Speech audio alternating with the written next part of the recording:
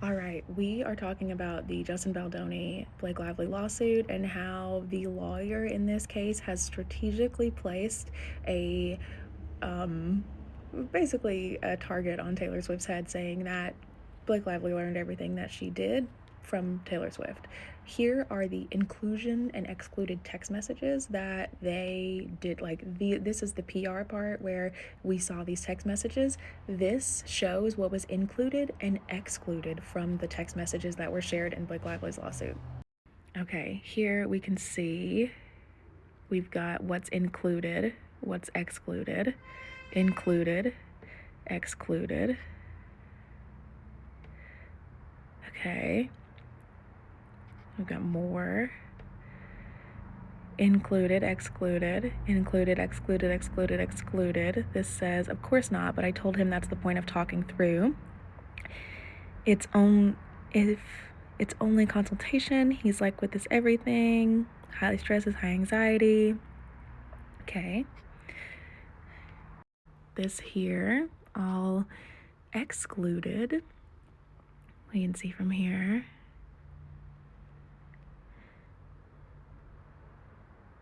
You can pause to read it. And let's get back into it. So if you want to go and find this, you can see these text messages. I'm sure someone will pull all of these text messages out and post them on TikTok to show you what's excluded and what's not excluded. Whew, throat's getting dry. Point 163, we're at page 100.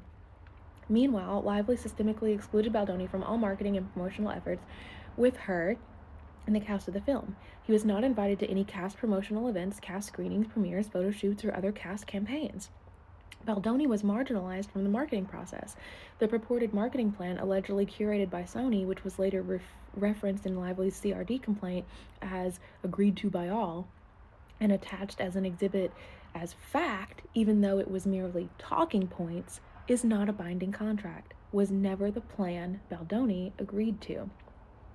It ends with us, and then it has the actual, it has these talking points in here. It has like the Google Doc saved in it. In fact, against much resistance from the film's distributor, Baldoni from day one made it clear that he was making this film to bring awareness to domestic violence and would not refrain from doing so when promoting the film. He did not go rogue, as Lively alleges. While in Sweden celebrating his wife's birthday, Baldoni was informed that Lively demanded he not attend the film's premiere on August 6, 2024. Lively further threatened that if Baldoni attended the premiere, she and the majority of the cast would boycott. It remained unclear what Lively had communicated to or promised the cast, but they now all also refused to attend if Baldoni was present. The fact that Sony advised Wayfarer to concede underscores Lively and Reynolds' immense power and influence. Baldoni and Wayfarer refused to succumb to the bullying tactics amid excluding them from the premiere of the film, a project they had financed, produced, and owned. This threat marked the culmination of a year-long campaign of intimidation, harassment, and civil extortion. Although objectively egregious and shocking, the Wayfarer team had unfortunately grown accustomed to bullying, fully aware of the immense power this couple wielded and the far-reaching extent of their influence. However, they refused to give in to their entirely unreasonable demand and valiantly searched for a compromise with Lively so that they could attend the premiere of the film that Baldoni had directed and co-starred in, and that Wayfarer had co-financed and produced. Heath moved mountains to negotiate a scenario that Lively would permit with the help of Sony, as Lively refused to speak to anyone connected with Wayfarer. Just days before the film's premiere, Baldoni was still unsure if he would be allowed to attend. His director and family, mostly traveling from outside of New York, were left in limbo, unable to finalize their travel plans or book flights. Baldoni did the best he could to hide his pain. Despite still not having seen the final cut of his movie he co-starred, he co-financed and directed. He wanted to celebrate the culmination of his years of work with his family and friends. Justin Baldoni text to editor 2. Long story, but we won't be in the same room. I was asked to not even come to the premiere. I can figure it out. Another text. Well, if you decide to change your mind last minute, let me know and let's figure it out together. Editor 2. It's been hard for me to sit and watch the final film. Just cheer for us when our names come up. Finally, through Sony, Wayfarer persuaded Lively to permit Baldoni and the Wayfarer team, along with their friends and family, to attend. though only under demeaning and humiliating conditions. They were regulated to a separate theater to view the film, required to arrive at a different time than the rest of the cast, and instructed to leave the red carpet immediately once Lively arrived. Baldoni was also excluded from the official celebrity after party, despite it being ultimately paid for by Sony and Wayfair. As a result, Baldoni had to quickly organize a fund a separate after party for himself and the Wayfair team, forcing the company to cover the cost for the two events, one for Lively and everyone else, and one for Baldoni and the Wayfair's own family, friends, crew, and team. Upon arrival, Baldoni began participating in red carpet photos and interviews about the presence of the remainder of the cast. However, his time on the red carpet was abruptly cut short when it was conveyed that Lively was on her way, and he was instructed to stop immediately. He and his family were quickly ushered away, security personnel acting as though there was a risk of escape, escorted Baldoni's group to the basement of the building. There, they were confined to a makeshift holding area surrounded by concession stand stock with only folding tables and chairs arranged in a square. There's a picture. Surrounded by close friends, family, soda bottles, and a lot of love, the irony of being held in a basement on what was arguably one of the most important nights of Baldoni's career thus far was not lost on anyone. And here is the photo. That's just tragic. That's just bad. Oh my God, they're literally taking photos on pallets. Wow. Sorry, the sun. All right, let's put you over here. Once the main theater was deemed clear of Lively and her guests, Baldoni and his group were ushered into a separate theater to view the film.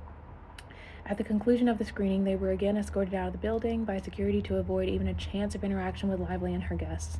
The Wayfair after party, held separately from the celebrity event and attended by crew, was a dry gathering in part to acknowledging the known negative relationship between alcohol and domestic violence.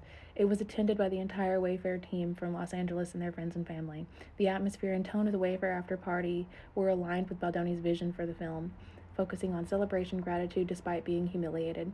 In the meantime, Baldoni was sidelined as Lively and Sony pressed forward with their promotional strategy for the film. By contrast, Baldoni's marketing plan, outlined in his initial proposal to Sony years prior, shared with Lively and communicated numerous times to both Sony and Lively, centered on a partnership with the organization No More. Founded in 2013, No More is a global initiative aimed at raising awareness, inspiring action, and sparking conversations to end domestic violence. Wayfair's collaboration with the organization began in 2022 and held deep personal significance. Staying true to his purpose for undertaking the film, Baldoni prioritized amplifying the voices of survivors of domestic violence. His efforts reflected the heart of the film story and its profound impact on audiences. These genuine efforts aimed at amplifying the voices of survivors impacted by the film were later miscategorized and weaponed against Baldoni. In the end, empowered by her celebrity firepower and her powerful allies, Lively did exactly what she set out to do. She took someone else's movie for her own, destroying years of creative vision and carefully planning in service of her own brand-building campaign. But why would Lively even seek to seize the power over the film? Why would she insist on taking additional work for no additional pay or credit? On information and belief, Lively may have been motivated by a number of factors. She may have wanted to seize control over the film so she could take over the production of the sequel, It Starts With Us. This motivation also explains why the cast, who may have hoped and or been promised a role in subsequent productions, would choose to side with the powerful couple who themselves may genuinely believed they could destroy Baldoni and Wayfair and force them to cede or even sell the rights to the sequel. Or Lively may have felt driven to match her stan husband Ryan Reynolds, who is widely reported to have insisted on taking control over the film Deadpool 2 that the director Tim Miller left the production. Seeing the famous success that Reynolds commanded, she may have adopted his oft-repeated pattern wholesale to seize her own power and control, following his lead and evidenced by many statements by Lively that he is involved in every project she works on and vice versa. Lively and Reynolds, accustomed to getting their way, perhaps felt entitled. And if you haven't seen the interview with Tim Miller where he talks about how Ryan Reynolds was literally like demeaning him and why he quit, you should definitely watch that, because this couple is super toxic and this lawyer pulled back the veil. Let's continue on.